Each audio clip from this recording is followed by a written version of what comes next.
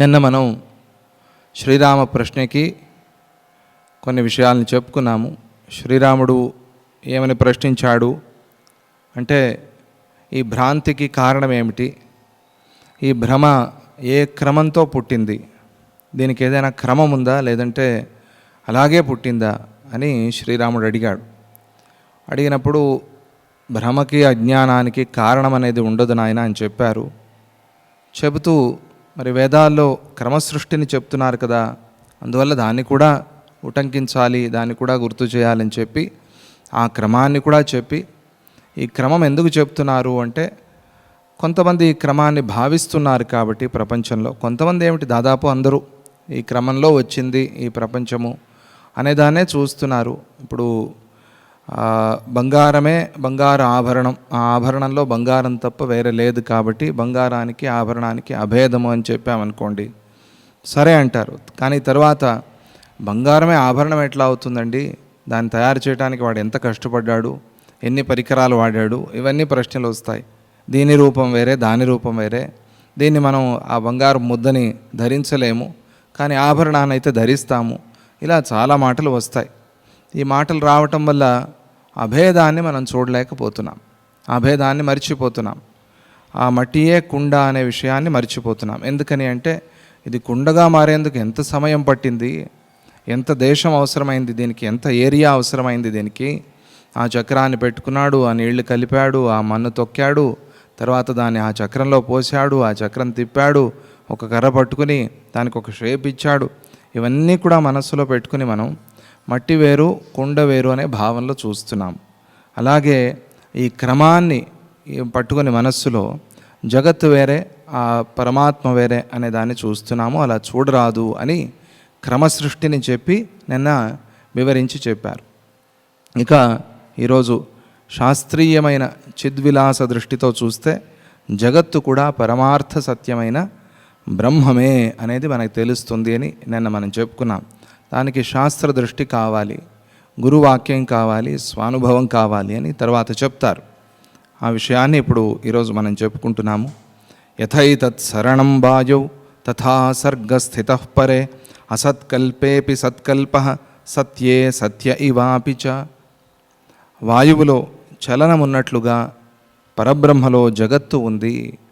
వాయువులో చలనం ఉన్నట్టుగా, చలనం లేకపోతే వాయువే లేదు అనే ఒక అనుభవం మనది ఉంటే మాత్రం మనకేం తెలిసిందా వాయువు ఉంది అని. వాయువు కదిలాడు కాబట్టి, ఆ కదలిక వచ్చింది కాబట్టి వాయువు ఉన్నది అని అంటున్నాము. కానీ కదలిక లేకపోతే వాయువే లేడు అనే అనుభవంలో ఉన్నాం మనం. కానీ అది తప్పు. కదలిక లేని వాయువు కూడా ఉన్నది, మనకి స్పర్శకి తెలియకపోవచ్చు, అటువంటి వాయువు కూడా ఉన్నది. ఆ కదలిక కలిగినప్పుడు వాయువు ఉంది అని అంటున్నాము. బ్రహ్మలో ఆ జగత్తు ఉన్నది. వాయువులో ఎలాగైతే ఎప్పటికీ ఆ చలన శక్తి ఉందో, ఆయనకి అందుకే సదాగతి అని పేరు. వాయువుకి ఒక పేరు సదాగతి అని. ఎప్పుడూ చలిస్తూ ఉంటాడు, ఎప్పుడు కదులుతూ ఉంటాడు. కదలిక అనేది లేకపోతే వాయువు అనేదే కాదు. మరి అది ఆయన స్వభావ సిద్ధమైన ఒక ధర్మం, ఒక గుణం. దాన్ని విడిచిపెట్టి ఎట్లా ఉంటాడు ఆయన? ఉండడు. కానీ మనకు అనుభవానికి రాలేదు కాబట్టి వాయువే లేడు అని అంటున్నాం మనం. ఇది పొరపాటు, ఇది తప్పు.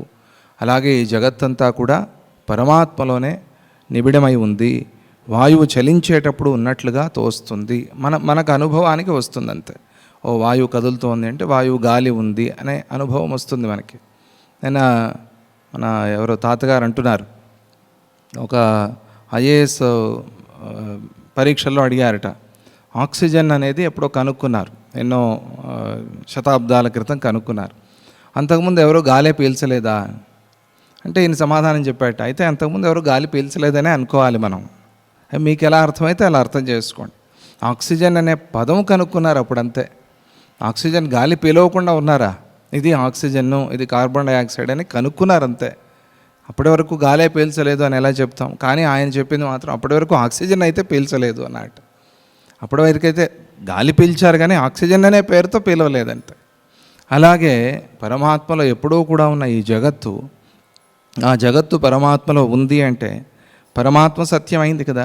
మరి ఈ జగత్తు ఎలా కనిపించింది అంటే అది భ్రాంతి వల్ల కనిపించింది. అలా ఉన్నప్పుడు అది ఆ జగత్తు విడిగా వాయువు చలనంలాగా మనం దాన్ని చూస్తున్నాం. చలనం లేనప్పుడు అది లేనట్లుగా కనిపించినట్టుగా అజ్ఞానం ఉన్నంత వరకు జగత్తు ఉన్నట్టుగా కనిపించి ఆ అజ్ఞానం పోయిన తర్వాత ఇది పరబ్రహ్మమే అని తెలుస్తుంది. అలా తెలియటము, అలా తెలుసుకోవటము అది ప్రధానమైంది. దాన్నే ఇక్కడ యోగ వాసిష్టంలో చెప్తున్నారు. లేని ప్రపంచం ఉన్నట్టుగా కనిపించేందుకు కారణం ఏమిటి అంటే అధిష్టాన సత్తా అనే ఒకటి ఉంది. అధిష్టాన సత్త వల్ల, ఆ పరమాత్మ యొక్క శక్తి చైతన్యం వల్ల ఇది ఉన్నట్టుగా కనిపిస్తోంది. లేకపోతే ఇది కనిపించడానికి సాధ్యమే లేదు, వీలే లేదు. లేనిది ఉన్నట్టుగా ఎలా కనిపిస్తుంది? అసలే లేనప్పుడు ఇక్కడ పాము ఉంది అని ఎవరైనా అనుకుంటారా? దానికి ఏదో ఒక కారణం కావాలి. ఎలా అంటే మనం వెళ్తున్నప్పుడు ఆ ఎడారిలో ఆ ఎడారి నీరు అనేమంటారు, ఎండమావి కనిపించినట్టుగా ఎడారి ఉంది కాబట్టి ఎండమావిని చూస్తున్నాం.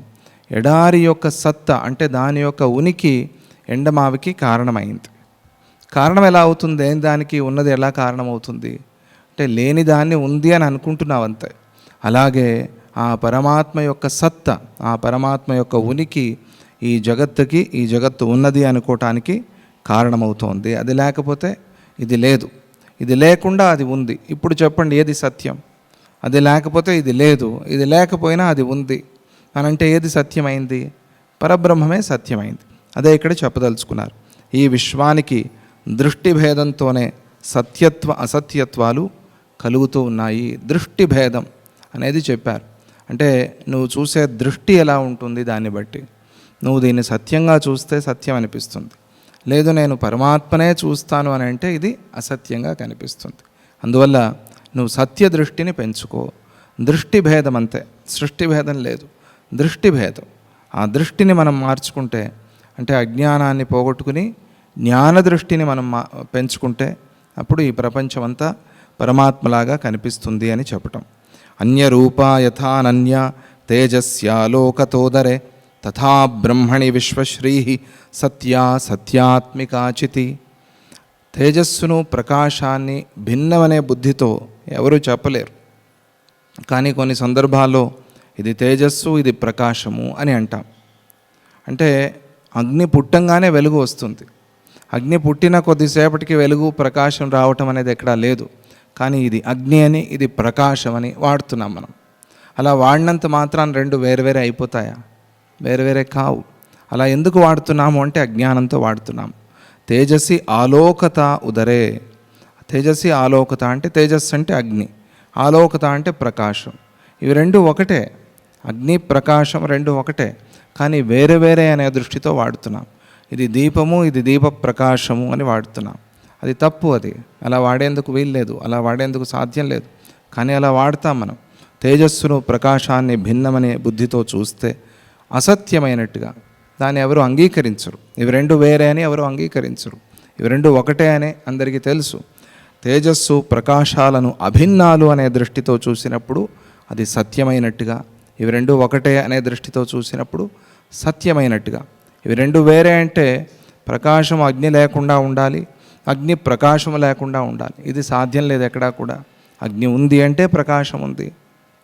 అందువల్ల ఇవి రెండు వేరే కాదు అనే అభిన్న దృష్టితో చూసినప్పుడు సత్యమైనట్టుగా, బ్రహ్మను జగత్తును భేదభావంతో చూసినప్పుడు అది భిన్నాలుగాను, అభేద దృష్టితో చూసినప్పుడు అభిన్నంగాను కనిపిస్తాయి అంతే. జగత్తుని పరమాత్మని భిన్న భిన్నంగా చూస్తే అభిన్నంగానే కనిపిస్తుంది. సత్యాసత్యాత్మత, సత్యమా అసత్యమా, అభిన్న దృష్టితో చూస్తే ఇవి రెండు ఒకటే అవటం వల్ల పరమాత్మ సత్యత్వం నీకు తెలుస్తుంది. అప్పటి వరకు ఆ సత్యత్వం తెలియదు, దానికి దూరం అయిపోతావు. స్వప్నంలో అన్యం అనేది లేదు, అది బాగా గుర్తుపెట్టుకోవాలి. స్వప్నం ఎక్కడ పుట్టింది అంటే మనలోనే పుట్టింది. కళ ఎక్కడ పుట్టింది? మనలోనే పుట్టింది. మళ్ళీ ఎక్కడ కలుస్తోంది? మనలోనే కలుస్తోంది. ఇలాగే ఈ సృష్టి అంతా కూడా ఆ చిత్తు యొక్క ఆ మనస్సులో పుడుతోంది. ఆ మనస్సులో పుట్టి మనస్సులోనే లయిస్తోంది. అందుకనే ఈ జగత్తుని స్వప్న సదృశం, కళ లాంటిది ఇది అని చెప్తారు. దీన్ని బట్టి మనం ఈ జగత్తుని అర్థం చేసుకోవాలి.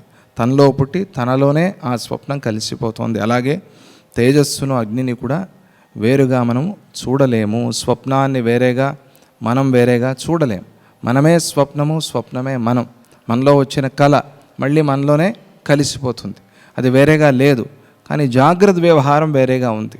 అందుకనే ఈ కళనే దృష్టాంతంగా చెప్తారు. జాగ్రత్త అంటే మెలకుని ఉన్నప్పుడు మనం వేరేగా, ప్రపంచం వేరేగా. కానీ కళలో అలా లేదు. కళ మనమే, ఆ కళ మనలో మళ్ళీ కలిసిపోతుంది. అలా తేజఃప్రకాశాల్ని వేరే వేరేగా మనం చూడలేం. అనుత్కీర్ణ యథా పంకే పుత్రికా చాథదారుణి యథా వర్ణామషీకల్కే తథా సర్గా స్థితా పరే. ఎన్నెన్నో ఉదాహరణలతో మనకి విషయాన్ని అర్థం చేయించాలి అని ప్రయత్నం చేస్తున్నారు. మట్టిలో లేదా కర్రలో ఇంకా ఆ బొమ్మ చెక్కబడలేదు, ఇంకా ఆ బొమ్మని ఇంకా తయారు చేయలేదు. మట్టితో తయారయ్యే బొమ్మ ఇంకా తయారు కాలేదు, ఆ చెక్కలో తయారయ్యే బొమ్మ ఇంకా తయారు కాలేదు. అవి అలాగే ఉన్నాయి. కానీ సూక్ష్మంగా అందులో బొమ్మ ఉన్నట్టే, నువ్వు తయారు చేయకపోయినా కూడా సూక్ష్మంగా అందులో ఆ బొమ్మ ఉన్నట్టే లెక్క. అలాగే ఈ జగత్తు కూడా సృష్టికి పూర్వం బ్రహ్మలోనే దాగి ఉంది. ఇంకా సృష్టి కాలేదు, ప్రళయకాలం అనుకోండి. అప్పుడు ఎలా ఉంది ఇది అంటే ఆ బ్రహ్మలోనే దాగి ఉంది. ఆ బ్రహ్మలోనే దాగి ఉన్నది అంటే అదే ఇది అని అర్థమైంది కదా. ఆ చెక్కలోనే ఈ బొమ్మ ఉంది అంటే ఈ చెక్కే ఆ బొమ్మ కదా, లేకపోతే కల్పనా బొమ్మ అయిపోతుంది అది. ఈ బొమ్మ ఎక్కడ ఉంది? ఆ మట్టిలో ఉంది. ఈ బొమ్మ ఎక్కడ ఉంది? తయారైన బొమ్మ ఆ చెక్కలో ఉంది. మళ్ళీ ఎక్కడికి కలిసిపోతుంది? ఆ చెక్కలోనే కలిసిపోతుంది, ఆ మట్టిలోనే కలిసిపోతుంది. అలాగే ఈ జగత్తు అనేది సృష్టికి పూర్వం బ్రహ్మలో ఉండి దాని తరువాత మళ్ళీ బ్రహ్మలోనే లయమైపోతోంది. అనుత్కీర్ణ యథాపంకే పుత్రికా చాథదారుణి 3 దృష్టాంతాలని చెప్పారు ఇక్కడ. అలాగే కాటుక ముద్దలో నలుపు రంగు ఉన్నట్టుగా యథావర్ణ మషీకల్కే తథా సర్గ. కాటుకని ఆ నలుపు రంగుని వేరే వేరే చేసి చూపించలేం. ఈ నలుపు రంగుని వేరే చేయండి, కాటుకని వేరే చేయండి అంటే చేయలేం. నలుపు అంటేనే కాటుక, కాటుక అంటేనే నలుపు, అంతే. ఇవి రెండు ఒకటే అయినట్టుగా యథావర్ణ మషీకల్కే, ఆ నలుపు రంగు ఆ కాటుకలో ఉన్నట్టుగా. కాటుక అంటేనే నలుపు, అంతే. తెల్లగా ఉందండి ఇది, దీనిలో ఏదో కలిపితే నల్లగా అవుతుంది కాటుక అని చెప్పలేం. ఇప్పుడు కాటుక తయారు చేసే విధానం వేరు, పూర్వకాలంలో కాటుక తయారు చేసే విధానం వేరు. ఇప్పుడు కెమికల్స్ వేస్తున్నారు, పూర్వకాలంలో కాటుక అలా తయారయ్యేది కాదు. దానికి వేరే విధానం, కర్పూరం ఇవన్నీ కలిపి కాటుక తయారు చేసేవాళ్ళు. చాలా మంచిది ఇది, ఇంట్లో కూడా తయారు చేసుకోవచ్చు అని చెప్తారు. కొంతమంది ఇప్పటికీ ఇళ్లలో తయారు చేస్తారు. అది పెడితే కంటికి మంచిది అని ఆయుర్వేద విధానంలో ఉంది అది. ఆ కాటుక నలుపు రంగు వేరే వేరే కానట్టుగా ఆ జగత్తంతా కూడా పరమాత్మలో ఉంది. ఇంకేం చెప్పాలి? ఇంకా ఎలా దాన్ని అర్థం చేయిస్తారు? మనకి ఎలా వర్ణించి చెప్తారు? అన్ని రకాల ఉదాహరణలు, మనకు తెలిసిన ఉదాహరణలు, మనం ప్రపంచంలో నిత్యము వాడే వస్తువులనే మనకి ఉదాహరణగా చూపిస్తూ చెప్తున్నారు. అది వాళ్ళ అనుగ్రహ దృష్టి. గురువులు అట్లాగే మనకు తెలిసిన భాషలో అర్థం చేయిస్తారని.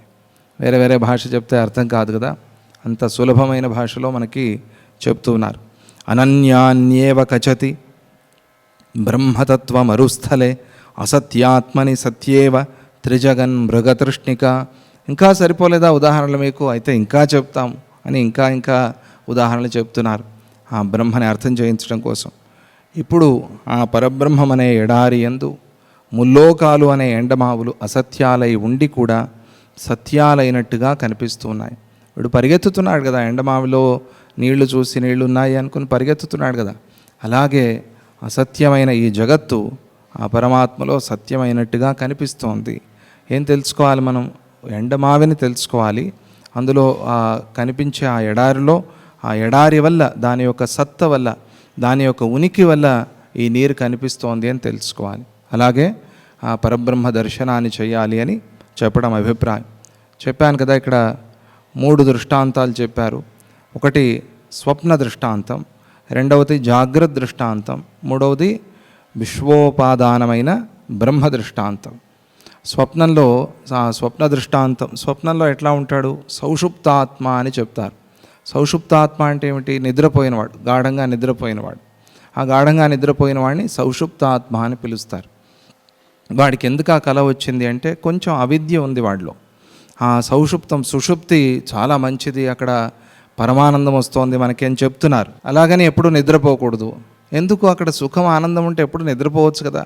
లేవటం, నిద్ర మాత్రలు వేసుకోవటం, మళ్ళీ పడుకోవటం, ఆనందంగా ఉండాలి అని, ఎప్పుడూ ఆనందంగా ఉండాలి అని ఆ పని చేయొచ్చు కదా. అంటే అలా చేయకూడదు. సహజమైన నిద్రే పోవాలి, అసహజమైన నిద్ర పోకూడదు. ఎందుకు అంటే అది అవిద్యతో వచ్చినది. నిద్ర అనేది అవిద్యతో వచ్చినది. అవిద్య జ్ఞానం ఎట్లా అవుతుంది? అందుకనే సౌషుప్తాత్మ అక్కడ సుఖాన్ని అనుభవిస్తున్నా కూడా అది మనకి ఒక అనుభవాన్ని చూపించేందుకోసం, ఒక ఉదాహరణను చూపించేందుకోసం. అరే నిద్రలోనే ఇంత సుఖం ఉంటే నిజంగా నువ్వు తెలుసుకుంటే అక్కడ ఇంకెంత సుఖం ఉంటుంది అని చూపేందుకోసం ఏదో అట్లా కలిగింది. అది మన అదృష్టం. అది నిద్ర ఎంత బాగుందండి, ఆనందంగా ఉంది. అయితే మనం ఈ నిద్ర కన్నా అతీతమైనది, నిద్ర అనేది 3వ స్థితి, నిద్ర కన్నా పై స్థితి ఒకటి ఉంది 4వది, అక్కడికి వెళ్తే ఇంకెంత సుఖం ఉంటుంది అని మనలో అనిపించాలి. అనిపించి మనం ఆ ప్రయత్నం చేస్తాం. అందుకోసం పెట్టాడేమో భగవంతుడు ఆ సుషుప్తిని, అంతేగాని ఎప్పుడూ నిద్రపోవటానికి కాదు. సౌషుప్తాత్మ అంటే అవిద్యతో కూడిన, అవిద్యోపహిత సౌషుప్తాత్మ. అట్లాగే స్వప్న ఉపాదాన సౌషుప్తాత్మ దృష్టాంతం అంటే ఆ స్వప్నంతో కూడిన సౌషుప్తాత్మ, అవిద్యతో కూడిన వాటి దృష్టాంతాన్ని ముందు చెప్పారు. దాని తరువాత జాగ్రత్త ఉపాదానం. జాగ్రత్త అంటే మేల్కొని ఉన్నాం మనం, మేల్కొని ఉండి చూసేది. ఆ ఉదాహరణని కూడా చెప్పారు. తేజసి ఆలోకతోదరే అనేది స్వప్న దృష్టాంతం. స్వప్నము మనము ఎలాగైతే వేరు కాదో అలాగే తేజస్సు ప్రకాశము వేరు కాదు, అలాగే పరమాత్మ జగత్తు కూడా వేరే కాదు అని ఒక దృష్టాంతం, ఒక ఉదాహరణ. దాని తర్వాత ఇంకా చాలా చెప్పారు కదా ఉదాహరణలన్నీ కూడా. అవన్నీ జాగ్రత్త ఉపాదానాత్మ దృష్టాంతం. అది తర్వాత విశ్వోపాదాన బ్రహ్మ దృష్టాంతం అంటే విశ్వం ఉపాదానం, ఈ విశ్వానికి కారణం అంటే మేము అర్థమయ్యేందుకోసం చెప్పటం అంతే.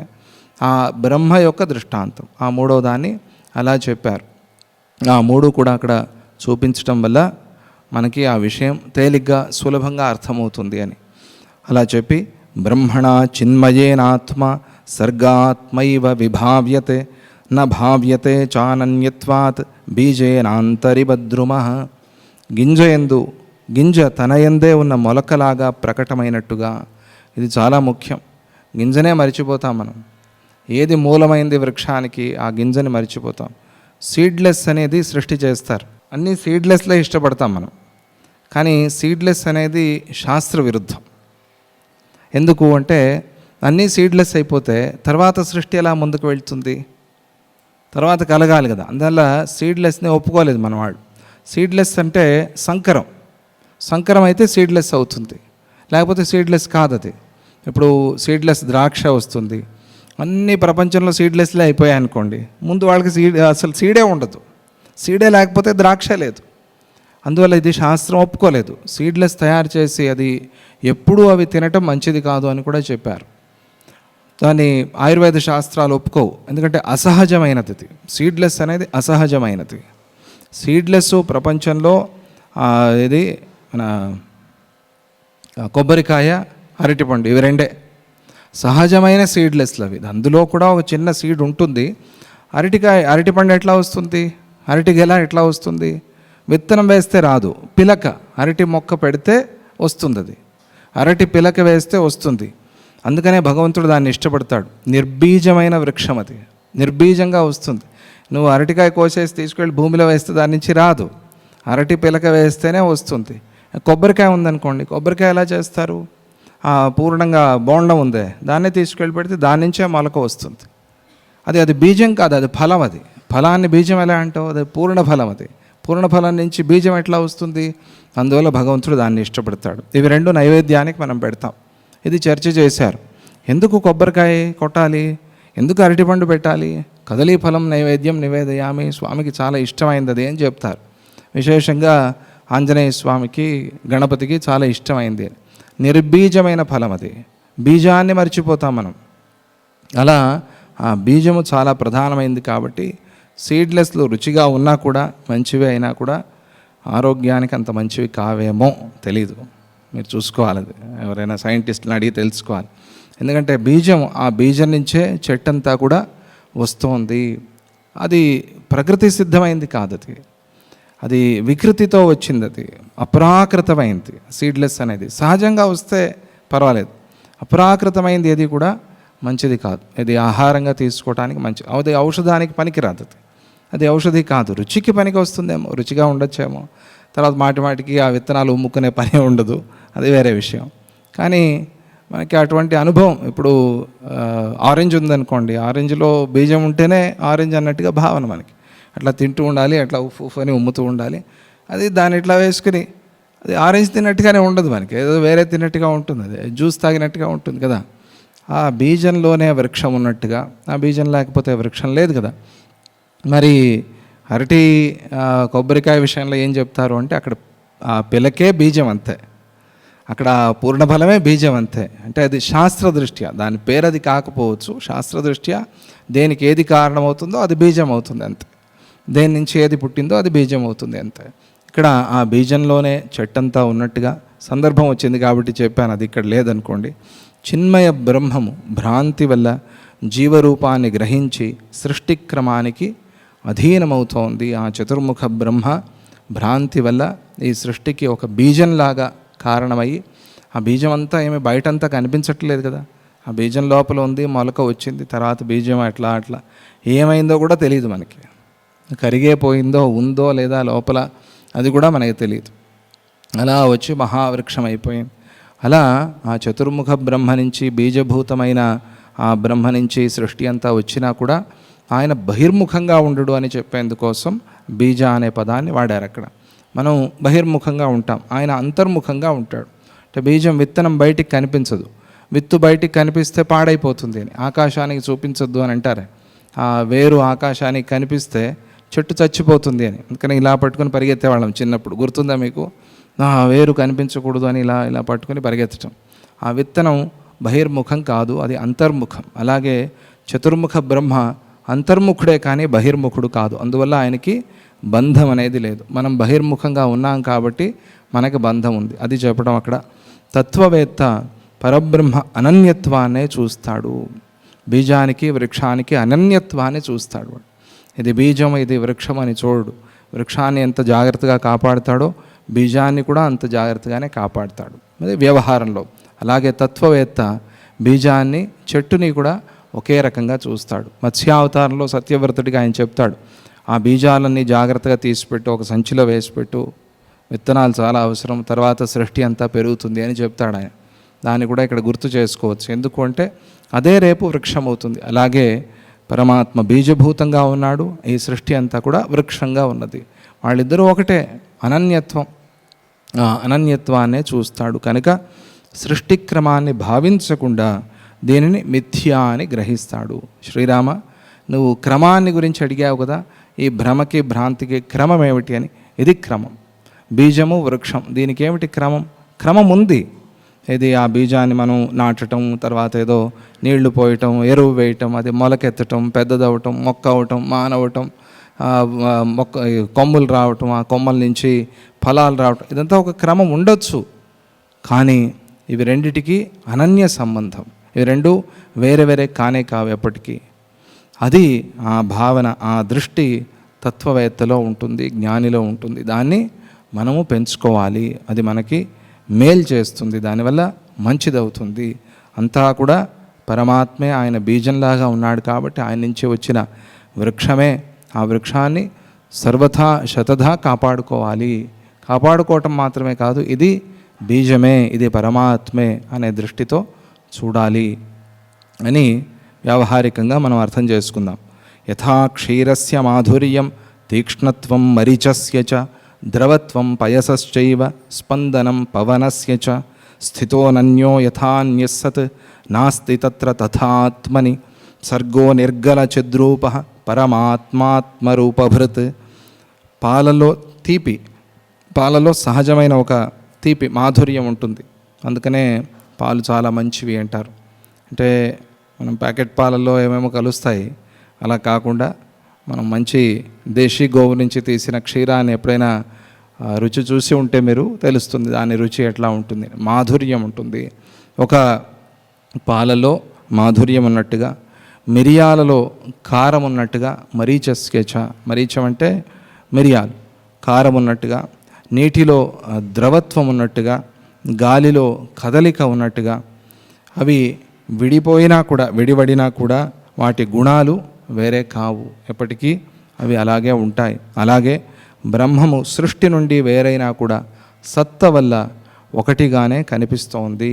సృష్టి నుంచి వేరే అయినా కూడా ఇది బ్రహ్మ సత్త వల్ల ఒకటిగానే కనిపిస్తుంది. ఎవరికి? జ్ఞానం ఉన్న వాళ్ళకి, ఆ జ్ఞాన దృష్టితో చూసే వాళ్ళకి ఒకటిగానే కనిపించాలి. తీపి వేరే పాలు వేరే అని ఎవరు అనరు, ద్రవత్వం వేరే నీరు వేరే అని ఎవరు అనరు, పారేదే నీరు అంటారు అందరూ కూడా. అలాగే అక్కడ ఎలా చూస్తున్నావో ప్రపంచాన్ని ఇక్కడ కూడా అలాగే చూసే ప్రయత్నం చెయ్యి.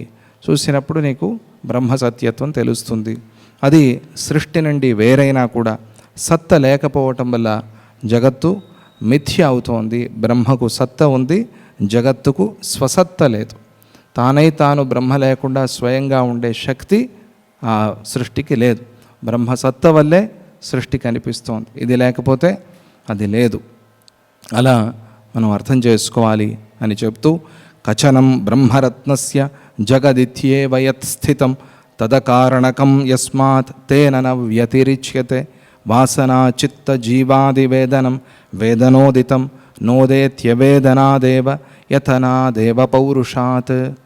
ఎలాంటి కారణము లేకుండానే బ్రహ్మ అనే రత్నం, ఇది ఒక రత్నం, ఇది బ్రహ్మ అనే రత్నం, ఇది దీనికన్నా గొప్ప రత్నం లేదు. కలదే రామరత్నమునకు అనే ఒక కీర్తన ఏదో ఉంది త్యాగరాజస్వామి వారిది. రామరత్నం కన్నా గొప్ప రత్నం ప్రపంచంలో ఏదైనా ఉందా అని. కొంతమంది రామరత్నం అని పేరు పెట్టుకుంటారు, అంటే అంతకన్నా గొప్ప రత్నం లేదు. నిధి చాలా సుఖమా, రామని సన్నిధి చాలా సుఖమా. ఇవన్నీ కూడా ఆయన్ని రామబ్రహ్మగా చూశారు ఆయన, ఎవరు, త్యాగరాజస్వామి. అందుకే రామబ్రహ్మ అన్నారు. రామ అంటే ఆనందం, ఆనందమే బ్రహ్మ అని, ఆనంద బ్రహ్మస్వరూపంగా చూశారు. అంటే బ్రహ్మానందము అని అర్థం అంతే. ఆ స్థితిలో ఆయన ఉన్నారు త్యాగరాజస్వామి, అందుకనే రామరత్నం అన్నారు. అలాగే ఇక్కడ బ్రహ్మరత్నం, ఆ బ్రహ్మరత్నము ఏ కారణము లేకుండా జగద్రూపంలో ప్రకాశిస్తోంది. ఏమిటి, ఎందుకు అట్లా అంటే ఎవరు చెప్పలేరు, అది జగద్రూపంలో అట్లా ప్రకాశిస్తోంది. రత్న ప్రకాశం, రత్నం కన్నా వేరే కానట్టుగా ఈ జగత్ ప్రకాశము బ్రహ్మ నుంచి వేరే కాదు. రత్నం వేరే ప్రకాశం వేరే అని ఎవరు అనరు. రత్నం ఉంది అంటే ప్రకాశం ఉన్నది. అలాగే బ్రహ్మరత్నం నుంచి వచ్చిన ఈ జగత్తు బ్రహ్మమే అయి ఉంది, దానికన్నా వేరే కాదు. బ్రహ్మ నుండి వేరు కాదు కనుక ఇది ఇలా పుట్టినట్టు కనిపించేందుకు కారణం లేదు అని తెలుసుకోవాలి. రత్నం నుంచి ప్రకాశం వేరే కాదు కనుక రత్నమే ప్రకాశము, ప్రకాశమే రత్నం అన్నట్టుగా జగత్తే బ్రహ్మ, బ్రహ్మే జగత్తు అని తెలుసుకోవాలి. జగత్తు పుట్టలేదు అంటే దాన్ని తెలుసుకుంటున్నామనే అనుభవం ఎట్లా వచ్చింది అనే ప్రశ్న వచ్చింది. పుట్టనే లేదంటున్నారే, పుట్టకపోతే అసలు అనుభవం ఎట్లా వస్తుంది? ఉంటే కదా అనుభవానికి వచ్చేది. ఇది మనమందరం సహజంగా ప్రశ్నించే ప్రశ్న. అప్పుడు దానికి సమాధానం చెప్తున్నారు. వాసనలు, చిత్తము, జీవులు మనస్సు నుంచి పుడుతున్నాయి. మనస్సే దీనికి కారణమైంది. మన వాసనలు మనం ఏవేవో మోసుకొని వచ్చాం కదా, ఇవి చిత్తము, జీవులు, ఇవన్నీ కూడా మనస్సు నుంచే పుడుతున్నాయి. మనస్సే దీనికి కారణమైంది. జ్ఞానయోగం వల్ల దృఢాభ్యాసం అంటే బాగా అభ్యాసం చేయటం, గురువు మాట విని అనే ఆ పురుష ప్రయత్నం వల్ల మనస్సు లయమైనప్పుడు, మనస్సు నశించినప్పుడు అవి మళ్ళీ పుట్టకుండా ఉన్నాయి. అందువల్ల ఆ అభ్యాసాన్ని చెయ్యాలి అని ఊరికే అలా చెప్పేస్తే ఎలా, దానికి ఏదైనా దాటే ఉపాయం కూడా చెప్పాలి కదా. అందువల్ల ఆ దాటే ఉపాయాన్ని చెప్పారు. దృఢాభ్యాసం, జ్ఞానయోగ బలంతో దృఢాభ్యాసం చేయి, బాగా అభ్యాసం చేయి, యోగాభ్యాసం చేసినట్టుగా. అప్పుడు దీన్ని, ఈ దుఃఖాన్ని నువ్వు దాటుతావు, ఈ దుఃఖాన్ని దాటి సుఖంగా ఉంటావు. నాస్తమేతి నచోదేతి క్వచిత్ కించిత్ కదాచన సర్వం శాంతమజం బ్రహ్మ చిద్ఘనం సుశీలాఘనం. సర్వాత్మకము అంటే సర్వము తానై ఉన్నది అని. నువ్వు ఏది చెప్పినా, ఏది చూపించినా కూడా అది అంతా కూడా ఆ బ్రహ్మే అయి ఉంది. అటువంటి ఆ సర్వాత్మకము, శాంతము, అజము అంటే జన్మ లేనిది అని, పరిపూర్ణము, అచలము, చిన్మయము అయిన బ్రహ్మము నిత్యము ప్రకాశించేదిగా ఉంది. దాని స్వభావం ఏమిటి, దాని లక్షణం ఏమిటి అంటే నిత్య ప్రకాశం. సత్ చిత్ ఆనంద. ఆ చిత్ అనేది ప్రకాశాన్ని తెలుపుతుంది. ఆ చిత్ స్వరూపంగా ఉంది, నిత్యము స్వప్రకాశంగా ఉంది. వేరే ప్రకాశంతో అవసరం లేకుండా తానై తాను ప్రకాశిస్తూ ఉన్నది. ఎన్ని సంవత్సరాలు ఇట్లా ప్రకాశిస్తుంది, దాని బ్యాటరీ ఎన్ని రోజులు ఉంటుంది అని అడిగేందుకు వీల్లేదు. ఎందుకంటే అది జనన మరణ రహితమై ఉన్నది అని చెప్తున్నారు. అది జనన మరణాలు లేనిది, అది శిలలాగా చిద్ఘనమై ఉన్నది. అది ఉదయించేది కాదు, అస్తమించేది కాదు. అది ఇప్పుడు పుట్టింది, ఇప్పుడు అయిపోతుంది అనేది దానికి లేనే లేదు. నిత్యమైనది, సత్యమైనది, శాశ్వతమైనది ఆ బ్రహ్మ అని తెలుసుకోవటమే జ్ఞానయోగము అని. జ్ఞానయోగంతో సిద్ధిస్తుంది అన్నారు కదా, ఆ తెలియటమే జ్ఞానయోగం అని కూడా చెప్పారు.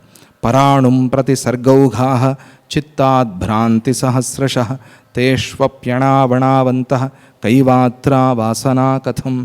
అయితే మనోనాశం కలగకపోతే పరమాణువులపై ఈ సృష్టి పరంపర ప్రతిభాసిస్తూ ఉంటుంది. పరమాణువుల్లోనే బ్రహ్మాండాలు ఉన్నట్టుగా కనిపిస్తుంది. ఎందుకంటే మనోనాశనం కాలేదు కాబట్టి, మనస్సు ఉంది కాబట్టి. మనస్సు అట్లా బుడగల్లాగా టప అని సృష్టి చేసేస్తూ ఉంటుంది. ఆ పిల్లలు ఆ సోప్ నీళ్లలో అద్దె ఉఫ్ అని ఊదితే వస్తాయి కదా, అట్లా దాని బబుల్స్, అట్లా అట్లా అట్లా మనస్సు సృష్టి చేసేస్తుంది. ఉఫ్ అని ఊదటమే స్పందనం. అట్లా స్పందనం వచ్చేస్తే మనస్సు బ్రహ్మాండాలు సృష్టి చేసేస్తుంది. ఎక్కడ సృష్టి చేస్తుంది? పరమాణువులో సృష్టి చేస్తుంది. విచిత్రం అది. పరమాణువులో ఎక్కడైనా బ్రహ్మాండం ఉంటుందా అండి? ఒక సంచిలో ఇల్లంతా పట్టుకుని తిరగటానికి అవుతుందా? లేదే, సాధ్యం లేదే. అది అంటే ఈ కాలంలో సెల్ ఫోన్లో పెట్టుకున్నట్టుగా అలా కాదు. అక్కడ ఉన్నది ఉన్నట్టుగా పెట్టుకోవాలి అంటే అవుతుందా అండి? అలా కాదు కదా. పరమాణువులో సృష్టి అంతా కూడా కనిపిస్తుంది. ఇది మనస్సు యొక్క ఒక లీల, ఒక విలాసం. ఈ భ్రాంతి చిత్తం యొక్క సహాయంతో కలుగుతుంది. మనస్సు అదే ప్రధానం, దాన్నే తెలుసుకోవాలి మనం. ముందు నుంచి అదే చెప్తున్నారు.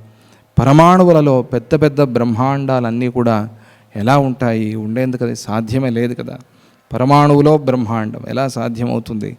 అవన్నీ కూడా మిథ్య, మాయ అయి ఉన్నాయి అని అప్పుడు తెలుస్తుంది. మనస్సు వల్ల కలిగింది అని అప్పుడు తెలుస్తుంది. యథా జలాంత ఊర్మ్యాద్యాః గుప్తా గుప్తాశ్చ శక్తయః జాగ్రత్ స్వప్న సుషుప్తాద్యాః తథా జీవేంతరా స్థితాః.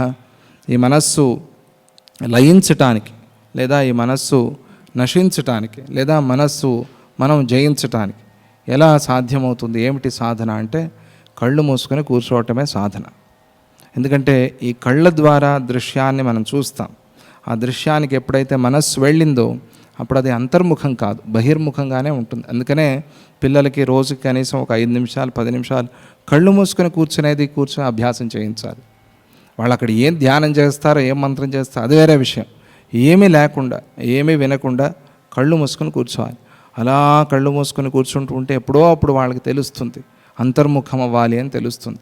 అంతర్ముఖం తానై తాను అయిపోతారు. ఎందుకంటే అది మన సహజమైన స్థితి కాబట్టి, సహజమైన శక్తి కాబట్టి మనది. కళ్ళు మూసుకొని కూర్చునే సాధన చేస్తే కళ్ళు మూసుకొని ఏవేవో ఆలోచనలు చేస్తూ ఉండొచ్చా అంటే ఎన్ని రోజులు చేస్తారు అలా? ఎన్ని రోజులు మనల్ని మనమే మోసం చేసుకుంటాం? కాదు కదా. కళ్ళు మూసుకొని ఏవేవో ఆలోచనలు చేస్తుంటే డాంభికం అవుతుంది. అట్లా డాంభికమైన ఆచారాన్ని ఎన్ని రోజులు చేస్తాం మనం? చేయం. ఎప్పుడో అప్పుడు అయ్యో నన్ను నేనే వంచన చేసుకుంటున్నానే అని అనిపిస్తుంది. అలా అనిపించటం వల్ల అంతర్ముఖం అవటం ప్రారంభమవుతుంది. అంతర్ముఖం అయితే మనస్సు శాంతిస్తుంది. మనస్సు శాంతించటమే మనస్సు లయించటం, అదే మనస్సుని గెలవటం. అలా గెలిచిన వాడు వాడికి సంగతి ఇంకా చెప్పేది శాస్త్రం అంతా వాడి గురించే చెబుతుంది. అలా పిల్లలకు అభ్యాసం చేయించాలి ముందు నుంచే. మనం కూర్చుంటే మన ముందు పిల్లలు వచ్చి కూర్చుంటారు. మనం చేయకపోతే పిల్లలు చేయరు. మనం టీవీ చూస్తూ నువ్వు కళ్ళు మూసుకొని కూర్చోంటే కళ్ళు మూసుకొని వాడు టీవీలో వచ్చేదే వింటూ ఉంటాడు. ఇది ఇలాగే జరుగుతూ ఉంటుంది అంతే. ఇంకా మనం కాసేపు దానికోసం సమయం కేటాయిస్తే అది మనకి సిద్ధిస్తుంది. అది చాలా అవసరం, చాలా ముఖ్యం. ఎప్పుడు తాపత్రయాలు, టెన్షన్స్ ఇవన్నీ ఉంటాయి. వాటి నుంచి బయటికి రావాలి కదా మనం. దానికి ఒక ఉపాయం అది. యథా జలాంత ఊర్మ్యాద్యాః గుప్తా గుప్తాశ్చ శక్తయః జాగ్రత్ స్వప్న సుషుప్తాద్యాః తథా జీవేంతరా స్థితాః.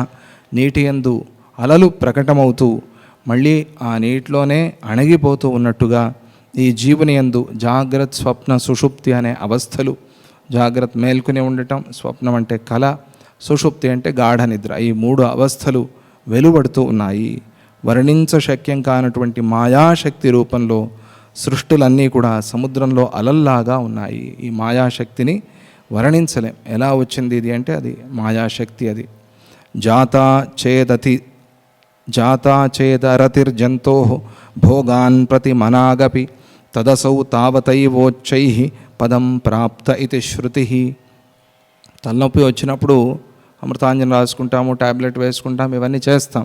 వాటి వల్ల తగ్గుతుంది, తగ్గదని చెప్పలేదు. కానీ ఆ సమయంలో కొద్దిగా కళ్ళు మూసుకొని నిదానంగా గాలి తీసుకుని వదలండి.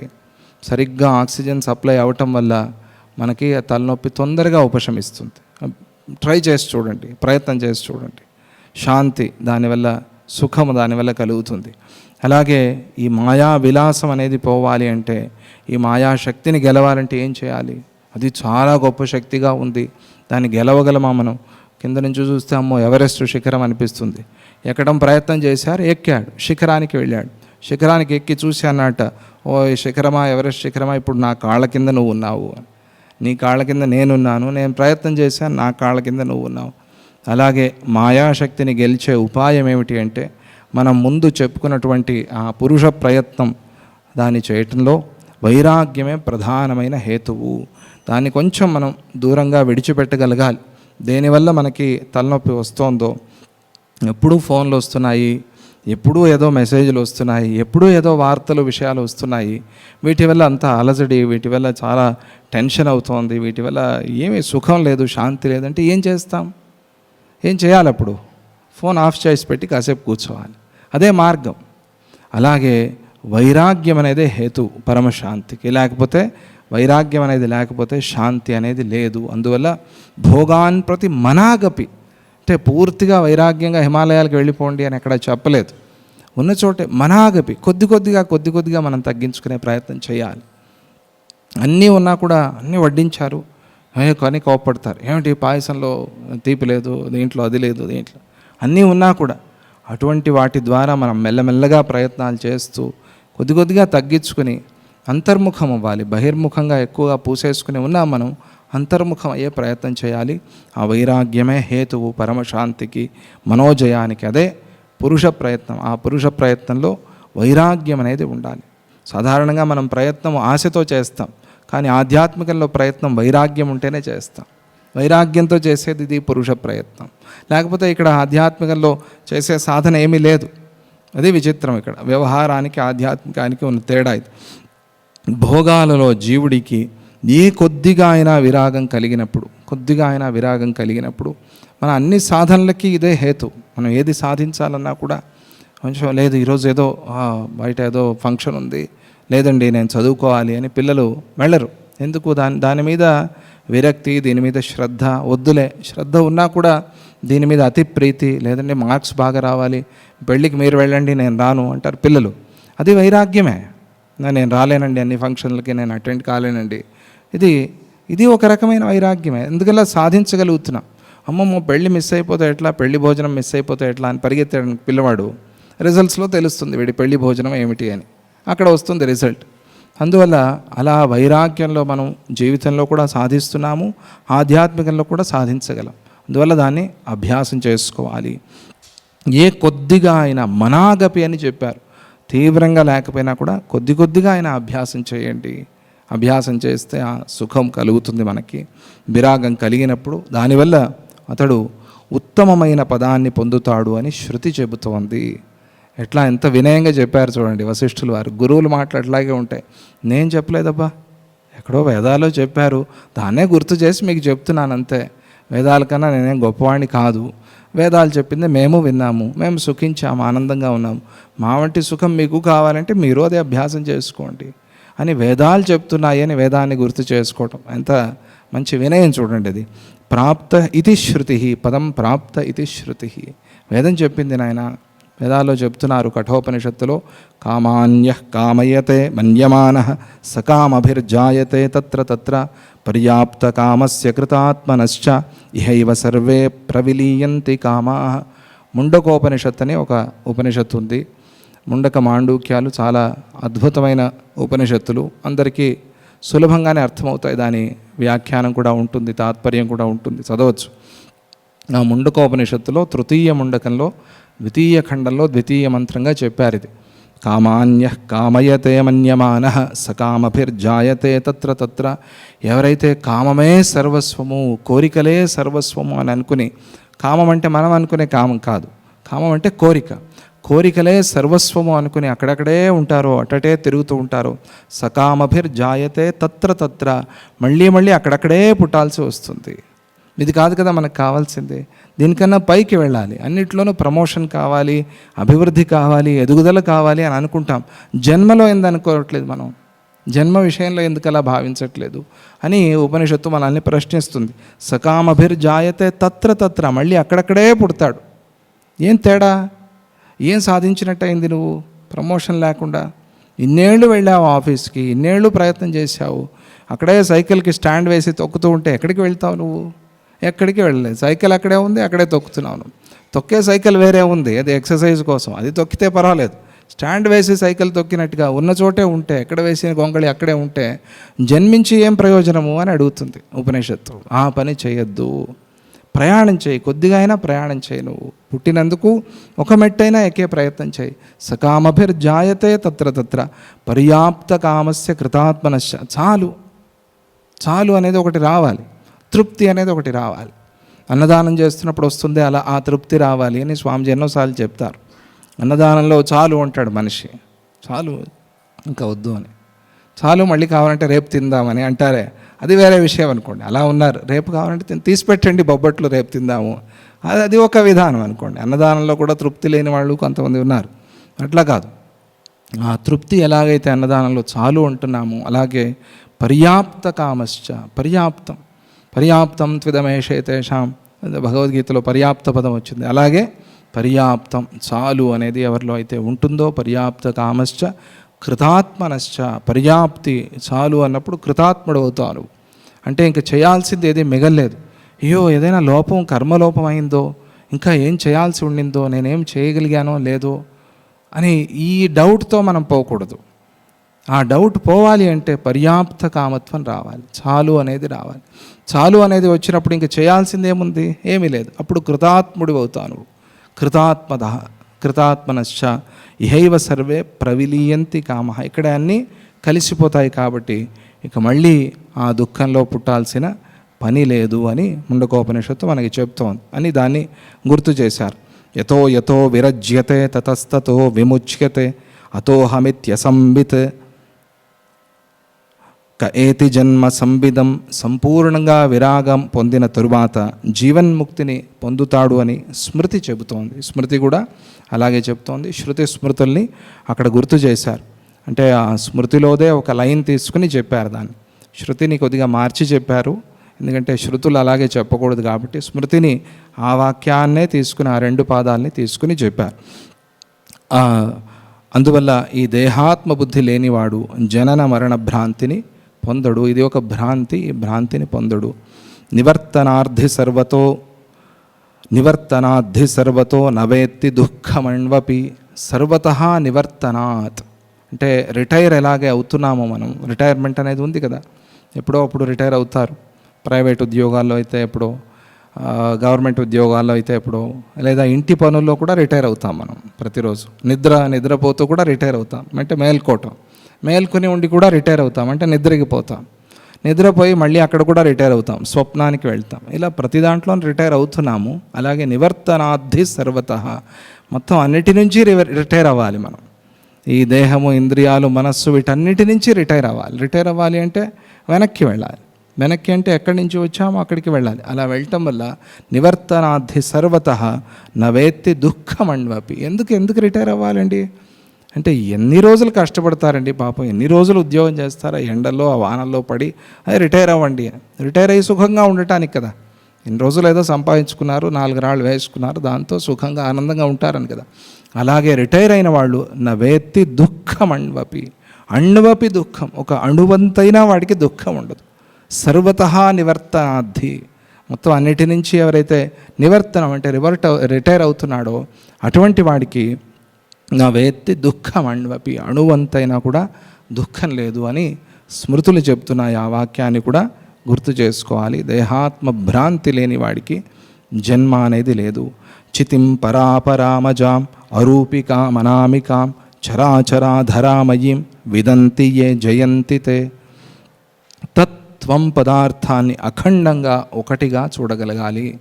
అందుకే ఆ 3 శ్లోకాలు గురుగీతలో చాలా ముఖ్యమైనవి. ప్రతిరోజు మనం చెప్పుకుంటున్నాము, మీరు కూడా ప్రతిరోజు చెప్పుకోండి. ఏవేవి?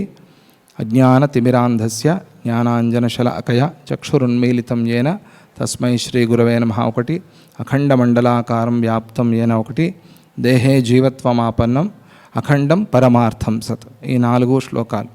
ఆ మొదటి దానిలో ఒక ధ్యానాన్ని చెప్పారు, అజ్ఞాన తిమిరాంధస్య అని. గురువు చేసే ఒక ఫలాన్ని, గురువు చేసే ఆ శక్తిని, మనలో తీసుకొచ్చే మార్పుని చెప్పారు. దాని తర్వాత తత్ త్వం అసి, ఈ 3 పదాలని వరుసగా చెప్పారు. తత్వం దర్శితం ఏన, త్వం పదం దర్శితం ఏన, అసినా దర్శితం ఏన. ఈ తత్వంకి అసి అనేది ఒక బ్రిడ్జి లాగా అయింది. ఈ బ్రిడ్జ్ వల్ల రెండు ఒకటైపోయాయి, రెండు కలిసిపోయాయి. బ్రిడ్జిని మనం వేరేగా చూస్తాం, రెండు ఊర్లని కలిపే బ్రిడ్జ్ లాగా.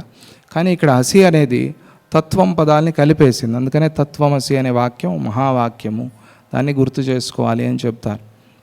ఇక్కడ తత్వం పదార్థాలని అఖండంగా చూడాలి. అఖండంగా చూసినప్పుడు ఈశ్వర చైతన్య జీవ చైతన్యాలను కారణ కార్యోపాధి విహీనాలుగా తెలుసుకుని వాటి ఐక్యాన్ని, జీవ చైతన్యము ఈశ్వర చైతన్యం, ఇవి రెండిటి యొక్క ఐక్యాన్ని ఎలా తెలుసుకోవాలి, అవి రెండు ఒకటే అని ఎలా తెలుసుకోవాలి అని అంటే గురువాక్యం ద్వారా, శాస్త్రవాక్యం ద్వారా, స్వానుభవంతో తెలుసుకున్న వాళ్ళు మాత్రమే ఈ సంసారాన్ని జయిస్తారు, ఈ సంసారాన్ని దాటుతారు, ఈ కష్టాన్ని పోగొట్టుకుంటారు, ఈ దుఃఖాలు వారికి పరిహారం అవుతాయి, పరమ సుఖము పరమశాంతి కలుగుతుంది. అందువల్ల గురువాక్యాన్ని పట్టుకోవాలి, శాస్త్రవాక్యాన్ని చింతన చేయాలి. శాస్త్రవాక్యం అంటే వేదవాక్యం. వేదవాక్యాన్నే గురువులు చెప్తారు, కానీ వారి అనుభవాన్ని కలిపి చెప్తారు, స్వానుభవాన్ని కలిపి చెప్తారు. ఇంకా తేలికగా మనకి ఎలా అర్థమవుతుందో అలా చెప్తారు. ఎందుకంటే ఎంతో సాధన చేశారు కదా, దాని ఫలం అది, దాని ఫల రూపంగా మనకి చెప్తారు. ఇప్పుడు జ్యోతిష్ శాస్త్రం ఉంది అనుకోండి. జ్యోతిష్ శాస్త్రం అంటే ఇది ఆస్ట్రాలజీ. దానిలో ఈ లగ్నంలో ఈ ఫలానా గ్రహం ఉంటే, ఈ గ్రహం నుంచి ఎన్నో స్థానంలో ఈ గ్రహం ఉంటే ఇలా జరుగుతుంది అని చెప్పారు. దీనికి ఏమిటి సైన్స్ అని అడుగుతారు. ఏమిటి సైన్స్ అంటే, పూర్వకాలంలో మహర్షులు ఎంతో డేటా కలెక్ట్ చేసి పెట్టారు ఈ విషయంలో. ఈ గ్రహంలో ఈ రాశి వాళ్ళకి ఈ ఫలానా స్థానంలో ఉంటే ఈ ఫలం కలుగుతుంది. కొన్ని లక్షల కోట్ల డేటాలు తీసిపెట్టారు వాళ్ళు. తీసిపెట్టి ఆ ఫలాన్ని మనకు అందించారు సూక్ష్మంగా. అదే కదా సైన్స్ అంటే. సైన్స్కి డేటానే కదా కావాల్సింది. ఒక మందు ఎలుక మీద ప్రయోగించి ఆ ఎలుక సావకుండా ఉంటే మనుషుల మీద ప్రయోగించి, అంతే కదా. సత్యం, అది నమ్మటం కాదు. లేకపోతే ఆ ఔషధం ఎట్లా పనిచేస్తుంది మనకి? ఎవరైనా మింగారా? సైంటిస్ట్ ఆయన ముందు మింగాడా? లేదు కదా. దాని మీద ప్రయోగం చేసి ఒకటి కలెక్ట్ చేసి పెడతాడు. చేసి పెట్టి ఓహో ఇది సైన్స్, ఇది అంటే దీనివల్ల ఇది జరుగుతుంది అని వాడు చూపిస్తున్నాడు. ఇటువంటిదే జ్యోతిష్ శాస్త్రంలో వాళ్ళు కలెక్ట్ చేసి పెట్టారు కదా, అదే సైన్స్ కదా. అందువల్ల జ్యోతిష్ శాస్త్రం సైన్స్ అయింది. కానీ దాన్ని మళ్ళీ లేదు ఎవరైనా రీసెర్చ్ చేశారా దీని మీద, ఎవరైనా కలెక్ట్ చేశారా, డేటా ఉందా అంటే అన్ని డేటాలు దొరుకుతాయండి. ఇప్పుడు కంప్యూటర్లో ఉన్నవే పోతున్నాయి. పూర్వకాలంలో ఎక్కడ రాసి పెట్టారు వాళ్ళు? బుద్ధిలో రాసుకున్నారు వాళ్ళు, తాళపత్రాల మీద రాసి పెట్టారు. అవన్నీ ఎక్కడ దొరుకుతాయి? ఇప్పుడు డేటా ఉంది దానికి. అలా గురువులు ఒక బ్రహ్మాండమైన డేటా కలెక్ట్ చేసి పెట్టారు మన కోసం. ఇలా ఉంటే ఇలా అవుతారు, ఇలా సరిపోతుంది అని. దాన్ని బట్టి వాళ్ళు స్వానుభవంతో చెప్తున్నారు మనకి. దాన్ని వేదవాక్యాన్ని జోడించి, వాళ్ళ వాక్యాల్ని జోడించి మనకు అర్థమయ్యేలాగా మనకు భాషలో అర్థం చేసి చెప్తున్నారు. మరి దాన్ని విని మనం ఫాలో చేస్తే మంచిదవుతుంది. లేదు నేను డేటా కలెక్ట్ చేస్తానంటే దానికి ఎంతో భరద్వాజుడిలాగా ఆయన 300 సంవత్సరాలు తీసుకుని ఇంకా చదవాలి అని అడిగాట.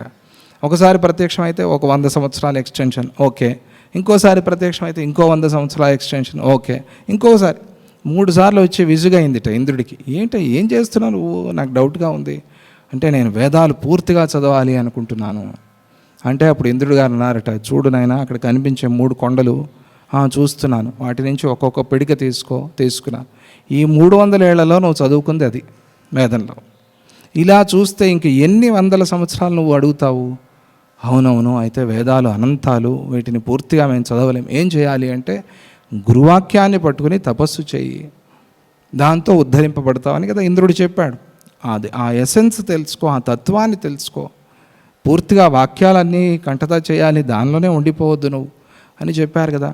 అలాగే గురువాక్యం ఏం చేస్తుంది అంటే, వారి స్వానుభవాన్ని కలిపి మనకి చెప్తుంది. దాన్ని మనం పట్టుకున్నప్పుడు ఆ పరమశాంతి పరమసుఖం అనేది మనకు కలుగుతుంది. అదే ఉపాయము అని చెప్పారు ఇక్కడ. పరేచితి స్వప్రకటా ద్వితీయా స్వావర్తలేఖేవ జలేద్రవాంత సాహం తయేమాని జగంతి ధత్తే నసంతి నాసంతి పరాత్మకాని. నీటి నుండి తరంగాలు వేరు కాని విధంగా జీవ చైతన్యము ఈశ్వర చైతన్యం నుండి వేరు కాదు. జీవ చైతన్యం ఈశ్వర చైతన్యమే. జీవ చైతన్యం అనేది తనీగా లేదు, సపరేట్గా లేదది, ప్రత్యేకంగా లేదది. మాయా చైతన్యము అద్వితీయము, స్వప్రకాశ స్వరూపము అయి ఉంది. అది అహంభావంతో ఈ జగద్భావాన్ని ధరిస్తోంది. ఆ మాయా చైతన్యం అనేది ఉందే, అది అద్వితీయం. అది అమ్మో, దాని గురించి చెప్పలేం మనం. అది ఎవరెస్ట్ అద్వితీయం, అది దానికదే. అని ఎక్కాం, సాధించాం. అలాగే మాయను కూడా గెలవచ్చు మనం. అద్వితీయమైనది, స్వప్రకాశ స్వరూపమై అది అహంభావంతో ఈ జగద్భావాన్ని ధరిస్తోంది. దాంట్లో అహం అనే భావన వచ్చింది. ఈశ్వర చైతన్యాత్మకమైన ఈ జగత్తు ఇటు సత్తు కాదు, అటు అసత్తు కూడా కాదు, సత్యము కాదు, అసత్యము కాదు. దీనిని పరబ్రహ్మే అని తెలుసుకున్నప్పుడు పరమాత్మ రూపంలో అది సత్యంగానే కనిపిస్తుంది. అంతే, అదే కావాల్సింది. వేరే వేరేగా చూడటం విశేషమేముందండి? అందరూ చూస్తారు. దానిలో ఎవరు ఏం చెప్పాల్సిన పని లేదు, ఏ వాక్యమో అవసరం లేదు, ఏ సాధన అవసరం లేదు. ఇదే అది అని తెలుసుకోవటానికే సాధన కావాలి. అదే విశేషమై దాన్నే శాస్త్రం చెప్తుంది ఇక్కడ. అహం మయి పద్మజ భావనాచిత్ సంకల్పభేదాద్వితనోతి విశ్వం అంతర్ముఖైవానుభవత్యనంత నిమేష కోట్యంశ విధౌ యుగాంతం. వ్యష్టి జీవుడి విషయంలో లాగానే సమష్టి జీవ విషయంలోనూ అహంకారము, సంకల్పము అనే వాటి కారణంతోనే సంసార కల్పన జరుగుతోంది అని ఇక్కడ చెప్తున్నారు. వ్యష్టి, మనం ఎలాగైతే విడివిడిగా ఉన్నామో, విడివిడిగా ఉంటూ వ్యష్టి మనస్సులతో సంకల్ప కామనలు, కల్పనలు చేసి ప్రపంచాన్ని చూస్తున్నామో, అలాగే సమష్టి జీవుడు అంటే చతుర్ముఖ బ్రహ్మ, ఆ సమష్టి మనస్సు, ఆయనకు కూడా సంకల్పాలు, ఆయనకు కూడా కల్పనలు ఉన్నాయి. వాటి వల్లే ఈ సమష్టి విశ్వము కనిపిస్తోంది అని చెప్తున్నారు. అహంభావాపన్నుడు అంటే అహంభావం కలిగినవాడు, చైతన్య స్వరూపుడు అయిన చతుర్ముఖ బ్రహ్మ యొక్క భావనయే, ఆ చతుర్ముఖ బ్రహ్మ యొక్క భావన. అందుకే ఆయన సృష్టికర్త. ఆయన భావనయే సంకల్ప భేదానుసారం ఈ విశ్వాన్ని ప్రకాశింపచేస్తోంది. సంకల్ప భేదానుసారంగా ప్రకాశింపచేస్తోంది. కాకపోతే వ్యష్టిలాగా సమష్టి జీవుడు బహిర్ముఖుడు కాదు. అది ముఖ్యమంత.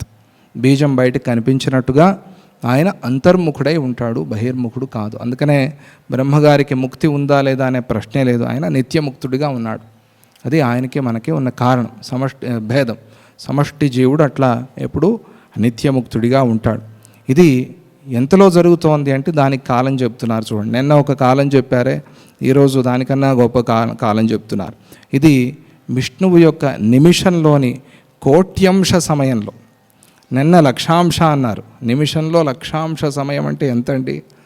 అలాగే నిమిషంలో కోట్యంశ సమయం, నిమిషాన్ని కోటిగా విభాగం చేస్తే ఎంత సమయం వస్తుందో అంత సమయంలో తన ఆయుస్సును అనుభవించి, ఇది ఆయనకి ఆయుస్సును అనుభవించి ప్రళయాన్ని పొందుతోంది. ఇది ఆ చతుర్ముఖ బ్రహ్మ యొక్క ఆ కల్పన లేదా చైతన్యం. ఇది మాయ యొక్క మహిమయ్యి ఉంది. దీన్ని ఏం చెప్పాలి? అహో అనుకోవటం అంతే. మాయను చూసి అమ్మో అనటం అంతే, అంతకన్నా వేరే చేయగలిగింది ఏమీ లేదు. అటువంటి కాలాన్ని ఇక్కడ చెప్పారు.